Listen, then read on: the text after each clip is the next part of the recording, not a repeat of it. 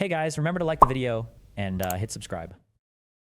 You guys remember that? It started with Rush Limbaugh, as so many bad things did. I think we might be getting near that point with the Democrats now. I talked about this a lot yesterday because, like, the Democrats have failed us immensely. The Democrats gave Republicans. So the Democrats over Biden's term did not go after Trump. They allowed Trump to continue to walk free, even though they absolutely could have buried him in legal pressure. They just chose not to over January 6th. I guess they just thought, like, the public should decide. I mean, you could argue the cases maybe moved a little bit slower than they should have, but I mean, like, they did what they did. They did the impeachment.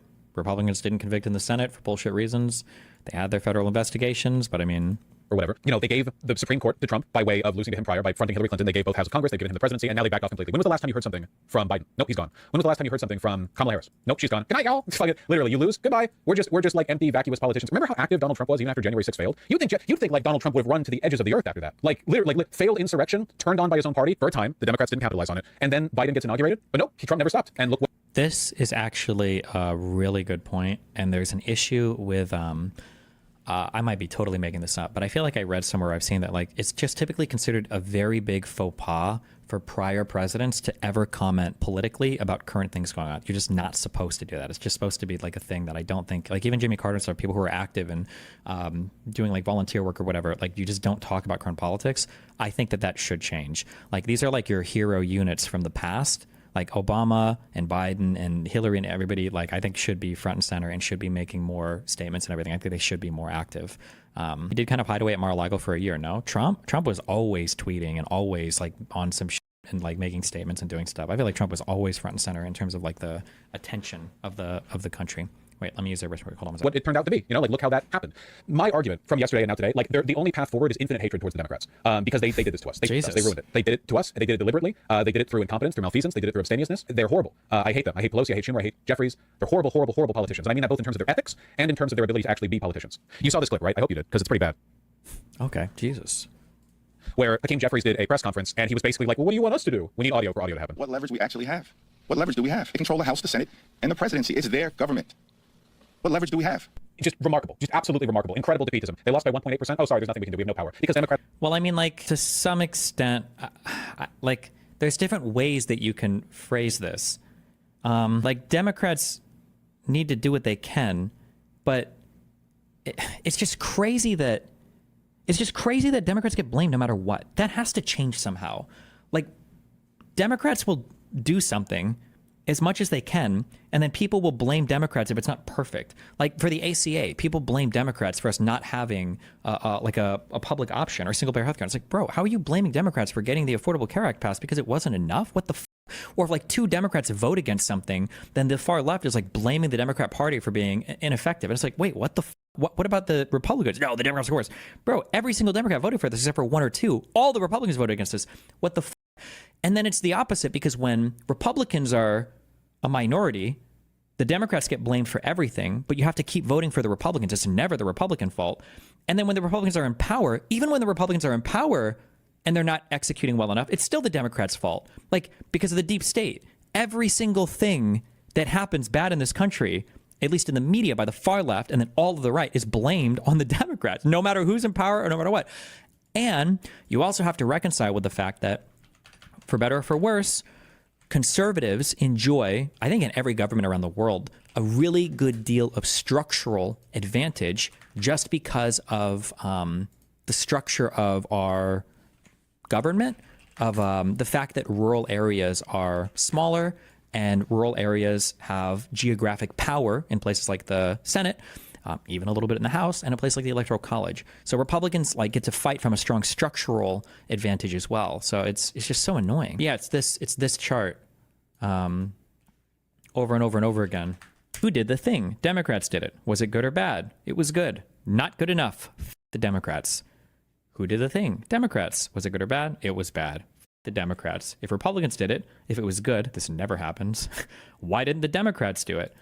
Oh, you're wrong, though, because at least they talk about it happening. Because remember, I even said this would happen. But I didn't really think it would happen. I did think it would happen. When Trump came in and there was that bullshit. Oh, no. It was towards the end of, oh, no, this would have been a not good enough. Sorry. It was towards the end of Biden's term when maybe they were getting a ceasefire agreement worked out. And people were like, why didn't you get this worked out in the beginning of the war? What do you mean? Because it was the beginning of the war. Things changed. It wasn't good enough. Yeah. If Republicans do a thing and it was bad, then why did the Democrats let this happen? Yeah, it's just, this is bullshit. Oh my God.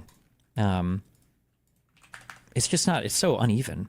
Democrats don't believe in the use of the bully pulpit. They have no power whatsoever. Meanwhile, like 99% of the time when Republicans do something that gets national attention, it's just them talking into a microphone. Like most of the time when Republicans do something that pulls people towards them, it's not through their ability to enact policy. What policy has Donald Trump put forward yet? No bill has gone through the House, the Senate. He hasn't signed into law anything except for the partially bipartisan supported Laken Riley. Is that her name? I forget. I can't remember names. The anti-immigrant, the fascist Laken Riley, thank you, act. That's the only thing that's gone through. He's put forward a bunch of executive orders, but apart from that, most of the attention that Trump gets has always been through his ability to talk into a microphone. If power to change public opinion was built only on control over government, why was Trump so influential from 2021 to 2025? Can somebody explain that to me? I'm begging you. Can somebody explain that to me? He wasn't in power. It's the bully pulpit. It's Trump so influential from 2021 to 2025. Can somebody explain that to me? I'm begging you. Can somebody explain that to me? He wasn't in power. It's the bully pulpit. It's soapboxing. Strict control of the media environment. You can say bully pulpit, but I don't believe the analysis is correct here because it wasn't really the bully pulpit, because I think bully pulpit implies I'm going to primary you and you're not going to win your election if you betray me. But I'm pretty sure all the Trump-backed candidates got annihilated in 2022 and in special elections. It's not like Trump had an effective bully pulpit. Trump was just really good at getting a big fan base of people that eventually followed him. But even in the election, I'm pretty sure down ballot, almost everybody underperformed Donald Trump. The Democrats tended to overperform, I think, below Harris, and the Republicans were underperforming. So it's not like Trump backing candidates is helpful.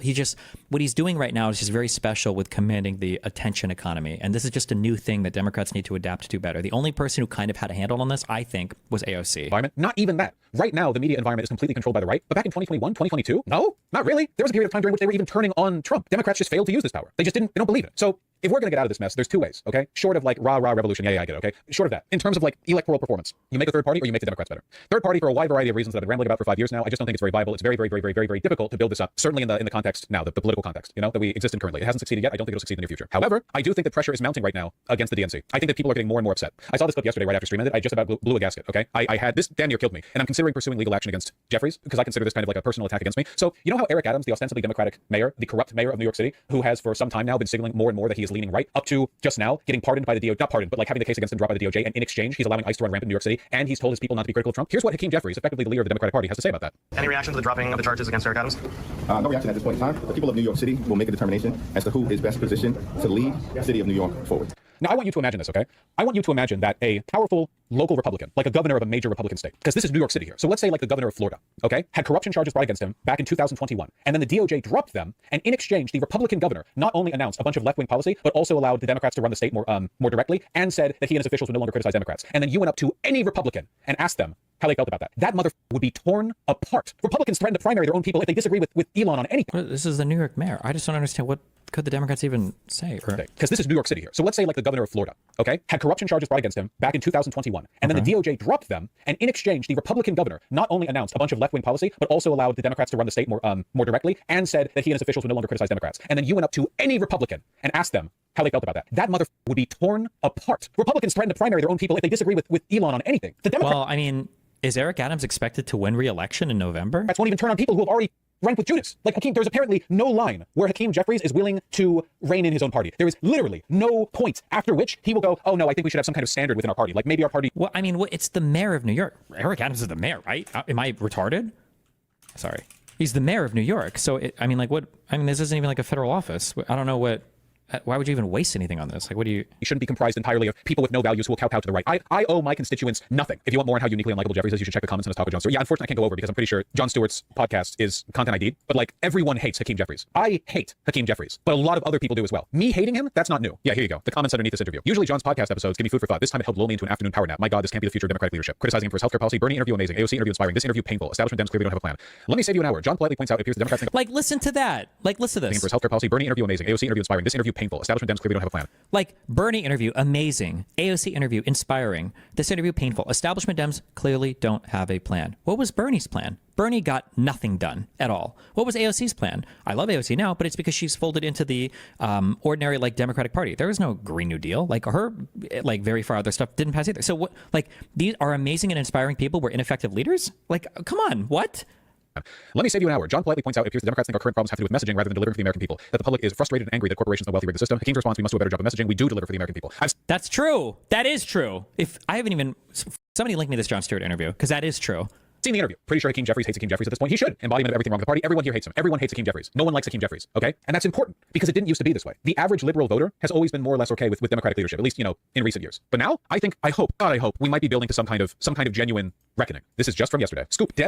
Destiny, doesn't it make it their fault if they can't take advantage of the attention economy? Isn't that their jobs? If Dems are just here to permanently stay second to your party, then shouldn't they be flamed as for not changing their shit? I feel like Dems haven't changed at all in the last 5 years. Maybe their messaging. I don't know. I don't get different vibes from Biden stuff in 2018. Blah, blah, blah. Sure. Yeah. I mean, they should adapt. I agree. I'm just saying it's a totally different game now, right? Like, imagine if there was like a bunch of hardcore jazz players at like a local Florida university, and I decide that I'm going to go and start competing with them in their market. I would probably outsell all of them just because I have a YouTube fan base. So I would probably do that for a while until they figure out, well, we need to get famous online, I guess, and then we'll have a bigger audience. But like, were they shitty musicians? Is that the reason why? Like, the game would just change completely when influencers start stepping into that space. Same thing with politics. Like, politics are influencer politics now. Trump is an influencer first and foremost, right? He was when he was back on The Apprentice. That he was a celebrity. That's why he was famous. It's why so many people know. It's why so many people have warm feelings about him. And now the influencer attention economy stuff has taken over politics, and that's what Democrats need to adapt to. Dems pissed at liberal groups, Move On and Indivisible. A closed-door meeting for House Democrats this week included a gripe fest directed. But it's so difficult because you have to forge a path here, relying on a lot of not intuition, the opposite. You have to be very unintuitive, and you have to have like a really good, I feel like, or you have to have your own sense of intuition over like how to lead forward in this way, because every voter is going to be wrong. All the polling data is going to be wrong. People don't actually care about what they care about. People don't actually mean what they say. Even the politicians don't mean what they say. So you have to be like fighting on all these fronts, and it's really hard to even collect data for how to do it properly. You know, like every conservative and voter will tell you they vote for Trump for the economy and all those other things. That's not true. They don't know anything about what Trump does for the economy. I don't even know what Trump's impact on the economy.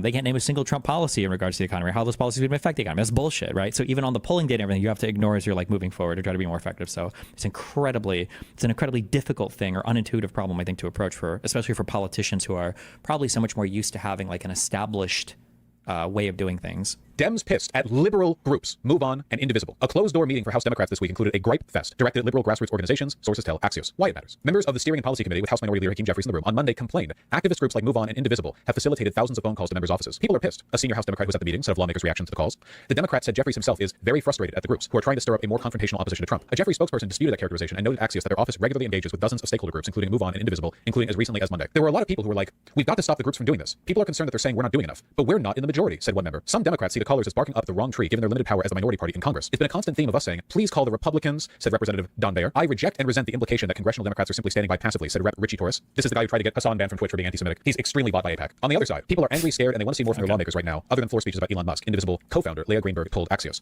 So to be clear, okay, the incompetence and abstemiousness of the Democrats is now severe enough that they are bitching about liberal political organizing groups, complaining to them that they're not doing enough. This isn't just lefties. This isn't Bernie Bros. This isn't like radical Gaza protesters or whatever. Okay, this is like this is the Democratic base. And not only are the Democrats unwilling to hear these criticisms, they're bitching about them. They're like, what do you want us to do? It's one of two possibilities. They are either controlled opposition, or they are so ideologically compromised by liberals' obsession with institutional power that they cannot fathom that they could be doing anything more. They literally cannot. They can't believe. They can't imagine. So aside from like trying to fight in the attention economy, I wonder if Vosh gives examples of what more they could be doing right now? know if it matters which one is more likely. I think the second one is worse. Here's a clip that I want to look at. Hey, dude, if you're going to do hits on national television, put it back up. How about not doing it? Like if somebody showed up to do an interview with us and they're looking down in their laptop like this. Okay, yeah, put it on the screen. Like, they're looking down at their laptop like this. They got no microphone. Invest in a $25 microphone. You're talking to the American public. Christ, that guy looks like a corpse. No. Connolly? No. Trust me, okay? He's great. He's pretty spry. A 74-year-old with terminal cancer go. Definitely a better choice for the Oversight Committee, minority leader position than AOC, the firebrand, who's actually respected and liked and known about by a large number of people. It's his turn. You know, that's what people actually said about him when they were running against each other. They said it's his turn. Like, he's been waiting for this for a long time, you know? They actually said that. Yeah, nothing to do with the interests of the voters or his abilities. Literally just, yeah, he's old, he's going to die soon. Let's give him a shot. Like, the Democratic Party is basically like a Make-A-Wish Foundation for 80-year-olds, you know? Oh, you're about to die? Have a leadership position. Whatever. Last chance you get, right? Like, you don't know. This is a crime against the American people, but I'm pretty sure Pelosi just hated AOC, and that's why AOC got fucked for that position. I think that AOC doing that sit-in or whatever in Pelosi's office, I think Pelosi's always harbored that against her. This is just my own bullshit personal pet theory, but... As you get, right? Like, you don't know how to do this. You don't know how to play this game. You are not equipped for this. You may be a very great congressman. You may be very nice. You may have great voting record. You are not equipped to do this. Your staff is not equipped to do this. No one associated with you is equipped to do this. The people who elected you over AOC are not equipped to do this. Look in the mirror, understand the stakes that are going on, and say, I'm stepping aside. This is just... If you want, you can... I do agree with Sam Cedar here. It does feel ridiculous sometimes when it's like, why don't you have a microphone set up to communicate? Like, this is like communication is arguably one of the most important things in politics right now. There's no excuse for this. You should at least have a blue Yeti or something. Get a microphone so you can speak into the thing properly. Like, this shouldn't be that hard, right? Like, what you're doing here, I haven't listened to this interview. I don't know what it sounds like, but like, if you want to communicate this way, that's fine. But like, you're wearing a suit. I'm guessing that clothing decorum means something to a guy like this. If John Fetterman or somebody like that steps into Congress wearing sweatpants, you would probably, go off on him and you talk about how important it is to show respect for being in Congress and to show respect for your fellow workers, that you would show up in the proper attire and blah, blah, blah, blah, blah. The exact same thing can be said about online presentation as well, right? AOC are not equipped to do this. Look in the mirror, understand the stakes that are going on, and say, I'm stepping aside. This is just if you want, you can go look at any of Connolly's statements to the media as the Democratic leader of the House Oversight Committee. Look at anything that he's done when talking to the media. He literally looks like a great grandpa who is on the cusp of death and is like has no idea how to use the computer. Dude does not have the sauce, not even a little bit. In fact, let me try to find it. 1 second. Let me try to find just anything. Just a little snippet, okay? Just a little snippet. Oh, we did see a clip of Connolly. Remember when Nancy Mace? It's just annoying hearing these criticisms from people who have made it clear that they have just always hated liberals. I hate Vaush. I hate him personally and professionally and morally because he lies about me and he makes shit up for his audience. However, I think Vaush is one of the only, if not the only, like leftist online content creator that was unequivocal when it came to voting for or supporting Democrats. I don't think I ever heard Vaush waver on that ever. So regardless of if he's being super critical or too critical of them right now, there was no tepid support of Vaush for voting for the Democrats. I think that was always unquestioning with his audience. So. In the on the floor called or said tranny, and Connolly was like, I think that might be rude or something to that effect, and asked the Republican there to do something. The Republican was like, sure, I'll see if I can do something. I'm not familiar with all this fancy new talk. I'll take a look and see if it's problematic later. And then Connolly was like, okay, thank you. Oh, sure, yeah, here's the relevant clip. Okay, remember, okay, this is the Democratic lead. He's the minority leader in the House Oversight Committee. This is a very powerful position, okay? Which is why it would have been a big deal if AOC could have gotten it, okay? This is the guy they chose. In an era where they understand that Donald Trump pretty much runs the show, they need firm, powerful, decisive leadership to grab the American people's attention and pull it back towards the path of justice. My motion to subpoena him, I thought would have some broader support on the Republican side. It had none. You mentioned that they squashed it, but they had a scramble. They were collecting people and running into that hearing room, and they were able to table the motion on a one vote majority, 20 to 19. But the entire tenor and topic of the hearing shifted to Elon Musk, didn't it? So we achieved our goal. I know, right? Captivating stuff. Oh yeah, here's where he said Donald Trump has a mandate, which is just fascist propaganda. The public did not give Trump a mandate to dismantle the whole chunks of the federal government. Gave him a mandate to kick the tires, check the dipstick, and make sure that things are running well and efficiently. They didn't give him a mandate at all, you stupid piece of shit. You 1.8% margin. Okay, well, this seems like a petty thing to. I mean, he won the popular vote, so there's some mandate there. You just can't. When people start using that mandate argument for him to be like a authoritarian leader, that's when it gets not good. But. One of the closest elections in American presidential history, like up there in the top quarter of close races. I gotta chill out. He's so forgettable. You're forgetting you showed this clip literally yesterday. I'm not forgetting that. This is actually a different segment. So by showing the clip in this segment, people who didn't see the other segment can see it in this segment. It's a sneaky trick that us YouTubers use. Obama did get a mandate. Obama's margin of victory was significant, not Trump's. But they're willfully giving ground to Donald Trump. I don't even know if it's because Connolly or whatever is paid opposition. I think in part it's just because the Democrats foster a culture of weakness. This paid opposition is a meme, right? I think he just says that as a meme. They foster a culture of weakness where no amount of failure can get you ousted from the party. You lose the entire goddamn government to Donald Trump. Everyone gets to keep their seat. Yay! Everyone stays in. The previous DNC chair would never accomplish a damn thing except losing a Senate seat, and they gave him the goddamn DNC chair position. Accomplished nothing except for dragging down the party. Connolly, he's got terminal cancer and he's 85 years old or whatever and he's dying. I think he's actually accepting a DNC position. See, yay, everyone stays in. The previous DNC chair would never accomplish a damn thing except losing a Senate seat, and they gave him the goddamn DNC chair position. Accomplished nothing except for dragging down the party. Jesus. Connolly, he's got terminal cancer and he's 85 years old or whatever and he's dying. I think he's actually like 76. Who gives a shit, man? Give him the oversight position. Does he need to know how to use a computer? Nah. Indivisible is urging people who are scared to call their member of Congress, whether they have a Democrat or Republican, to make specific procedural asks. How can we kick these people out?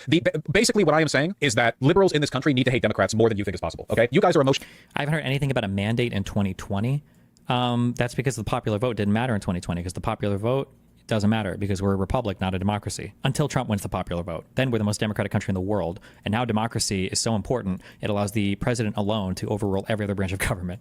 Emotionally stunted from years of high fructose corn syrup overconsumption and pornography addiction. You don't have you guys don't possess the emotional range I'm describing here, okay? We're talking about like levels of hatred that would max out the blood pressure for an individual such as yourself. All right? We need liberals to despise Democrats more than you can get, frankly. I literally do. Hate them more. Just infinite, undying hatred. Okay? It's so dumb. I recently learned the Dem rules literally say senior members get preference for leadership positions. Yes, no, the Make-A-Wish Foundation thing for old people was not a joke. I mean, it was partially a joke. But yeah, no, it's not even a matter of how effective you are as a politician. It's literally like, oh, you're old, you get it now. They don't believe in anything. Republicans don't have the same seniority system. Yeah, because Republicans like to win. We're getting close to a lib uprising. We do need a lib Tea Party. We need a lib Tea Party. We genuinely, we need liberals in this country to reject the Democrats now. And more energy needs to be directed towards this than the Republicans, by the way. Trust me, there's nothing you can say to Republican politicians that will change them on anything. The problem with saying we need a liberal Tea Party, I don't know why this is. I feel like I just need to think about this more, is like, Republicans had their Tea Party, but Republicans would never abstain from voting. I just don't think that's a thing I've ever heard Republicans talk about.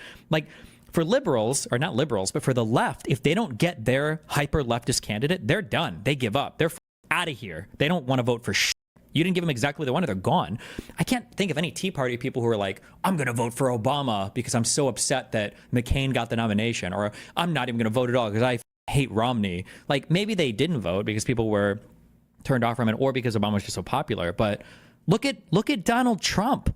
Donald Trump was a insanely divisive people forget this, and MAGA will lie to you because I want to rewrite history. But Donald Trump was an insanely divisive candidate all up until he literally won the election.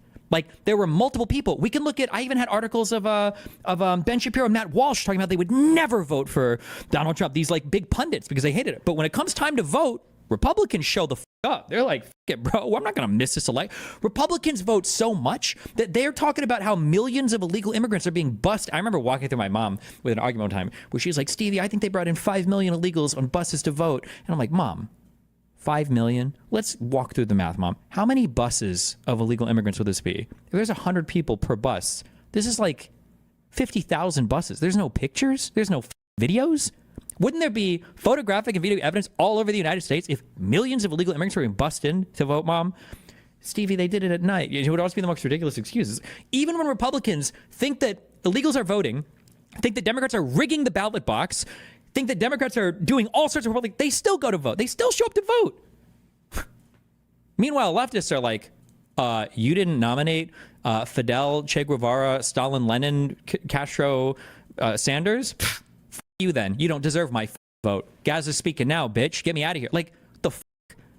It's not the same. It's not the same. It's not the same. Republicans hated Trump in 2016, and they still showed up in droves to vote for him. They hate you and they want you dead and they don't care, okay? The Democrats you actually have some marginal control over. The Republicans are the ones that are destroying the country. The Democrats are the obstacle we need to get through to do something about it, okay? Like, we're dealing with a war machine that is left not only ineffective, but it's like the rust and rot of the previous machinery is occupying space that we need to build the effective machinery. It's the only chance. It's the only chance, man. It's the only chance, okay? It's important. I saw this on Twitter. I don't know if it's real, but because I really, really, really hate Democrats, I will... What purpose does rejecting Democrats right now serve as opposed to supporting them for reform of conservatives? What reform of conservatives? Every liberal who comes into chat to say that, you're living in a fantasy world. Like, what reform? Sure, then go support it. What are you talking about? It's like imaginary, like, if we never criticize the Democrats, maybe they'll suddenly start doing the things we want them to that they're currently refusing to do. No, don't be a bitch. I don't know whether or not this is true. I choose to believe it is because I hate Democrats. I'm manifesting reality, okay? I'm wishing this into existence. There was a meeting protest today where over 100 community leaders and advocates met with Schumer, among others, and it went horribly wrong because he basically admitted that even they never thought about how to fight back. Everyone was mad as hell and demanding Dems do more. At one point, he basically laughs at my mom and smugly tells her that if she wants the community to be helped, then she needs to run for a position and help her community. And then my mom had to sternly remind her that she did, and she ran for her position, and she won, which is why she's there with the rest of the advocates and leaders because they're doing their jobs and the top Democrats aren't doing theirs. Super awkward. Also, towards the end, they told the crowd that everything's off the records. They can't be held to their word of mouth. Is it true? I choose to believe that it is. Is it any different from what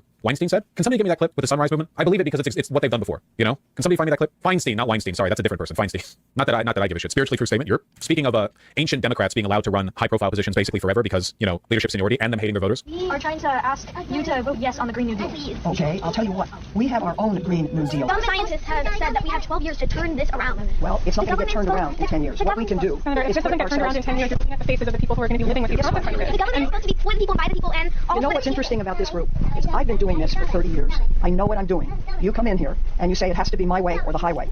I don't respond to that. You are talking to I've gotten 10-year-olds. elected. I just ran. I was elected by almost 1 million vote plurality. A mandate. And I know what I'm doing. She's crashing the out. She's actually put this bitch on Xbox Live. It's over for her. So, maybe people should listen a little bit. I hear what you're saying. I guarantee you every one of these children right now is more Maoist than you could comprehend. Like the level of third worldism, infinite suffering and death upon America, like being projected by these individuals. All of these children are on watch lists now for stuff they've said after this happened. These children probably just aren't that politically involved, and their parents tell them what to say, and then they repeat it verbatim because they're like 10 years old. Like, The people who voted you, you're supposed to listen to us. That's your job. I'm 16. I Well, you can't didn't vote for me. the people who voted for you, I'm 16. What? None of these people voted. They're children. It doesn't matter. We're the ones getting impacted. It doesn't matter. We're going to be the ones impacted. I understand that. I have 7 grandchildren. I understand it very well. Senator, the cost of And not taking this action is far higher than the cost. This is one of the reasons why I've said I don't think the Democrats are just bought, because I think that if she was merely bought, she would be aware enough of what this sounds like that she wouldn't be saying stuff like this, which was, by the way, met with widespread criticism. I genuinely think it's an ideological thing. Like, being bought is part of it, I guess, but I really think the main part of it is just like they really are just ancient, arrogant, out of touch coastal elites. Like the Democrats hate their constituency, Republicans fear them, because like Republicans will do or say anything to try to stay in line with the wishes of their constituency, and Democrats just despise you for interrupting them. How is this any different from what happened yesterday with the Axios report, where Jeffries is like, why the f are all these guys calling us and telling us to do something? We can't do anything. We only run the largest political party on earth outside of China and control billions of dollars and have connections to the networks of every country. We're only incredibly powerful. Like, what was Donald Trump able to do during Biden's term? Like, nothing, right? Nobody heard from him. No one heard anything from him. Of what the Green New Deal will be. And there is enormous popularity for this bill around the whole country. And we're asking There's not. That's a lie. The Green New Deal was DOA. Like, this idealistic, like, you should be pushing for things to make the country better, for sure. Green New Deal was never, ever, ever, ever, ever, ever, ever, ever going anywhere, ever. How many signatures or supporters did that even get in the House? Like, be brave and do this for us and for your grandchildren. Get enough of it. I'm trying to do the best I can, which was to write a responsible resolution. Any plan that doesn't take bold, transformative action is not going to be what we need. Well, you know better than I do. So. See, she's actually mad. She's an arrogant prune. She's a aristocrat. The IRA was the biggest climate investment in U.S. history, but these progressives give no. Didn't the infrastructure bill also make big investments in green energy? I'm pretty sure between those two, yeah, Biden's administration invested more in green energy than anything ever in the history of the entire United States. But nobody talks about that or cares about that. So who's angry at the audacity of these constituents, not voters, I guess, but constituents? How dare they question her? Like, she's angry at them. It's not just her being bought. It's not just her being like, well, they paid me to not support the Green New Deal. The oil companies paid me or whatever. Like, she just hates them. She despises them. I think one day you should run for the Senate. And then you do it your way. In the meantime, I just won a big election. oh my God, what was that big poster that she that this? You should run for the Senate. And then you do it your way. In the meantime, oh God, I just won a big election. That's the Democrats. You don't like that I'm not fighting climate change? Maybe get 50 years older and then run for the Senate and then do something about it. I just won an election. How many elections have you won, you 10-year-old? Stupid bitch. I'm Feinstein. I've won my seat over and over again 5 million times. I have the mandate. A Tea Party type deal is our only hope here. I'm sorry, guys. Either you reject electoralism entirely, which I think is extremely misguided because, as it turns out, being in charge of the U.S. government is really powerful. Like, it's actually a really powerful position. You're kind of giving up a big seat with that one. Dude, I'm a crash. I know, unironically, like, I've always gotten more angry watching Democrats than watching Republicans because at least the Republicans are evil. Like, they believe in evil. They're pro-evil. But, like, real question, what does contacting your state rep do? It's surprisingly effective in a lot of cases, depending on the way in which you contact. Like, I'm trying to think back to my days of like Glenn Beck and everything. I feel like, is it fair to say, can you say that Glenn Beck was the leader of the Tea Party spiritually, or hijacked the Tea Party? Do you think that's fair to say? I feel like Glenn Beck was obsessed with the Tea Party, and like he was obsessed with libertarianism, and he had that like what was it, like the March for Truth, or the return or the Restoration of Honor March at the Lincoln.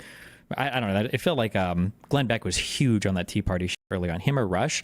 I feel like Rush Limbaugh was more of a establishment neocon than Glenn Beck. I feel like Glenn Beck leaned more into that Tea Party stuff than Rush Limbaugh did. I could be wrong on that. That was just my general vibe of the two of them.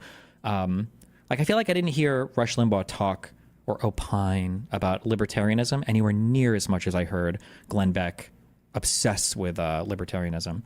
But I feel like these guys spent the majority of the time talking positively about libertarianism or the Tea Party, and then shitting relentlessly on Democrats. And sometimes they would throw some schmuck at the establishment conservatives, but they were still attacking the Democrats as being evil, and they were still promoting their people as like being vote worthy. I feel like all leftists do.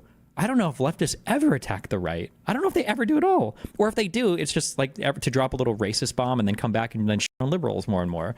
And it's like, Jesus Christ. But I think that a lot of Democrats legitimately don't understand that they are hated and despised by their own voter base. They need to know. Like, and this is my call to action. If you are an American, you should be contacting your local representative with phone calls or with written letters. Emails are less effective, but if you have to, you have to. And you should say, like, I'm disgusted by your lack of action. Can you please pressure Schumer and Jeffries to do more? I'm not going to give you a prompt. Type it up yourself, okay? But like they need to understand how hated they are. Send them, I hate you, I hate you, I hate you, I hate you, I hate you, I hate you, I hate you. Essentially like that. Use colorful language. No, don't actually just send them a bunch of swears or whatever. Does anyone remember how Destiny felt about Yang? I don't like Yang. I don't think I've ever liked Yang. My rep is Republican. Yeah, if your rep is Republican, tell them you hate Jeffries. Okay, I'm sure that'll achieve the goal you're looking to achieve. Girlfriend thinks IP is a... What is this? I was out for an early Valentine's dinner with my girlfriend of 3 years, and IP gets brought up. I say, and yeah, it's not really a... And she loses it. We leave pretty soon and get called disgusting and abhorrent in the car on the way home. She said to get my facts straight before I talk to her again. So I was wondering what would be the most clear and concise arguments to show her it's not a... I feel like it's too late to say, yeah, you're right, and move on. When I was saying they've only killed 50K since October 7th, and felt like a guy saying, really 6 million. Damn. I can't tell if this top post is a meme or not. Go all in, print out the formal definition of and draw a chart with the dolus specialis versus mens rea. Hey, what would you do? I don't know. I'd probably argue about it because I feel passionately about it. I feel like people who say shit like this, I thought DGG was debating their girlfriend was a meme. This reeks of like, if you're a huge anime or video game fan, make sure that you hide it from your partner no matter what, because you can never let your partner know that you have like a huge hobby that takes over like 80% of your life. Like, it's like the most like virgin pilled, like autistic advice in the world. Like, why would you not just be like, if you're a person who is argumentative, or if you like to talk politics and you're gonna have a partner, you should probably find somebody that clicks on that rather than trying to hide that and assuming it'll never come up at all in the relationship. I just think it's autistic as fuck. But okay, but debating your significant other is going to end poorly in like 80% of most relationships. I mean, it depends on what you're arguing about. No? What do you mean? And it depends on the temperament of the two people. You can have like a lot of spirited discussion or debates with a partner without them hating you afterwards. Now, if you're arguing with them about whether or not like their mom is evil, then yeah, then you're probably in bad, like that's probably a bad environment to be in. But did you read this piece? Good retrospect. Oh, don't care. Bro, we got so much open right now. Someone with a non-political wife, you're right. It's hard to talk about that side of my interest with her, but I make it work. Well, I mean, like, if they're not into that stuff, then you just don't talk about it. That's fine. But the idea of, like, actively hiding it from somebody, especially who's opinionated, that's just, like, a really sad relationship to be in. I don't know. Okay, what is this? Hakeem Jeffries and congressional Dems are finally getting angry and fighting back against grassroots Democrats who are flooding their office with calls to stand up to Trump and Elon. These pathetic losers are irritated. The voters actually want to see them actually show some life as the richest man on the planet steals our government. What do you want them to do? Can somebody give me examples of what they're supposed to do? Have they given examples of ideas? I mean, they can go and protest, I guess, or do sit-ins, but not publicly complain about their voters, maybe? What? Okay. Like I said, like, it's not a fair, it's not the same. It's just not the same. I'll always bring up the Joe Rogan and the Kyle Kalinske examples. When these guys were like, I don't know if I would vote for Donald Trump. These guys got eviscerated. Loyalty to the party above all else, no matter what the Trump did. If Trump changed his opinion or something, then you follow immediately. That's just the rule. But then for Democrats, it's like, no, you guys need to respect all the disagreeers in the party way more. Oh my God, bro.